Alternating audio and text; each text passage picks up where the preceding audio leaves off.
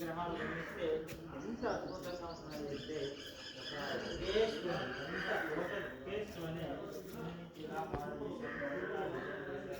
మళ్ళా అలా టోటల్ ఏ విధంగా కాన్సెప్ట్ చేసిన అద్భుతం. ఇప్పుడు సెకండ్ డేస్కి ఇలా చెక్కడం అనేది చాలా అలాంటి వర్క్ చేయలేదు. సో అందువల్ల లేపాక్షి టెంపుల్ అనేది ఒక అద్భుతమైన టెంపుల్గా చరిత్రలో నిలిచిపోయింది. లేపాక్షి అనేది ఎన్నిసార్లు చూసినా కూడా చూడాలి అనిపిస్తుంది. దాని యొక్క గొప్పతనం అలాగా ఉంటుంది. ఇక్కడ మనం గమనిస్తే పూర్వకాలంలో చెక్కినటువంటి అక్షరాలు మనం గమనించవచ్చు. ఇక్కడ మనకు కన్నడ తమిళ అక్షరాలు కూడా ఉన్నాయి. సో అంటే ఆ కాలంలో మొత్తం అంతా ఇంటిగ్రేటెడ్గా ఉండేవాళ్ళు పీపుల్స్. సో మొత్తం ఏ భాష అయినా కూడా ఒకే చోట ఉండేవాళ్ళు. ఒక్కొక్క రాష్ట్రానికి ఒక్కొక్క భాషని విడిదీసేటువంటి సంప్రదాయం అనేది ఈ టెంపుల్ కట్టిన కాలానికి లేదు. సో అదేవిధంగా ఇక్కడ కింద మనం అబ్జర్వ్ చేస్తే ఎంతో బాగుంటుంది. మనం పూర్వకాలం చట్నీ చేసేదానికి ఇలాంటి ఇంట్లో రోగిల మధ్య తయారు చేసి దంచుకునేవాళ్ళు. కానీ పూర్వకాలంలో ఇక్కడ తయారు చేసి ఏది కావాలో అది వంట తయారు చేసుకునేవాళ్ళు.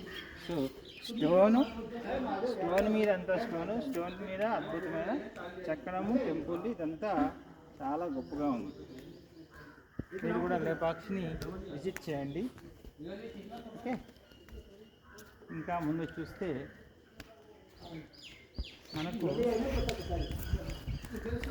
సో ఇక్కడ అబ్జర్వ్ చేయొచ్చు ఎంత హైట్ ఉంది, ఏ విధంగా కన్స్ట్రక్షన్ చేశారు అనేది గమనించవచ్చు. ఓకే, సో అక్కడ మనం ముందుకు పోతే అక్కడ ఒక పాదం ఉంటుంది, రామపాదం అనేది.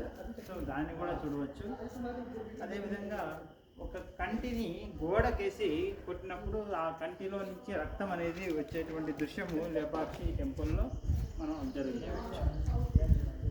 సో ఇన్ని అద్భుతాలు ఉన్నాయి. సో దీంతో పాటు నంది విగ్రహం అనేది ఇంకా ముందు ఉంది. దానికి నెక్స్ట్ పోదాము. ఓకే, అది లోపల అదొక పార్ట్, ఇదొక పార్ట్, రెండు పార్ట్స్ దీన్ని డివైడ్ చేశారు.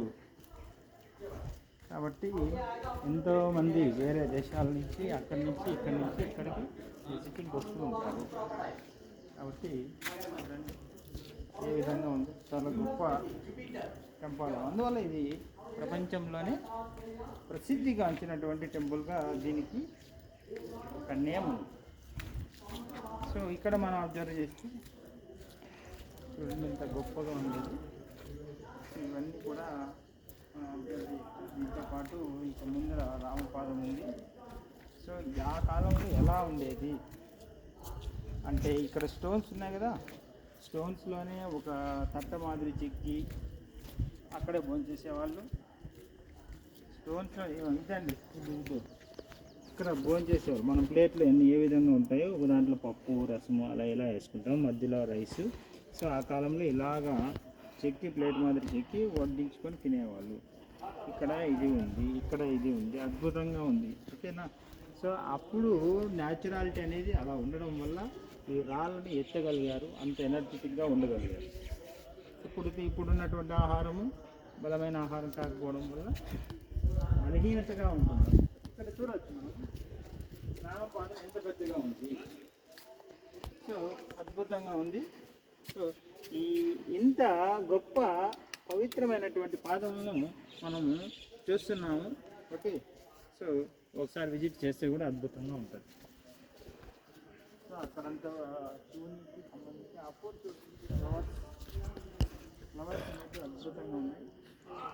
ఓకే, సో కాబట్టి ఒక్కటి అద్భుతంగా ఉండడం వల్ల విజిటింగ్కి సూపర్గా ఉంటుంది. అక్కడ అలా పెట్టండి.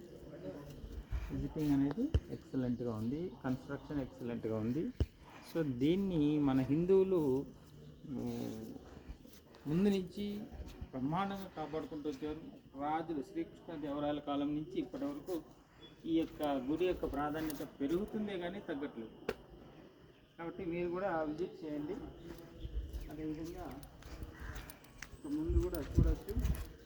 ఇదంతా స్టోన్ కంప్లీట్గా అంత సింగిల్ స్టోన్ చూడండి, కింద నుంచి మొత్తం అట్లా అప్ అండ్ డౌన్ అంతా ఒకే స్టోనే ఉంది. ఓకే, సో ఇంత గొప్ప ఇంత పెద్ద స్టోన్ ఉండడం అనేది వరల్డ్లోనే ఎక్కడ జరగదు. అంత గొప్ప స్థలము. శ్రీకృష్ణదేవరాయలు దీన్ని పాలించాడు, అంత గొప్ప వ్యక్తి దీన్ని పాలించాడు. కాబట్టి దీని యొక్క అద్భుత నైపుణ్యము శ్రీకృష్ణదేవరాయలను కూడా మనం అబ్జర్వ్ చేయవచ్చు. ఓకే, ఈ వీడియో కనుక మీకు నచ్చితే లైక్ చేయండి, షేర్ చేయండి, సబ్స్క్రైబ్ చేయండి. బాయ్.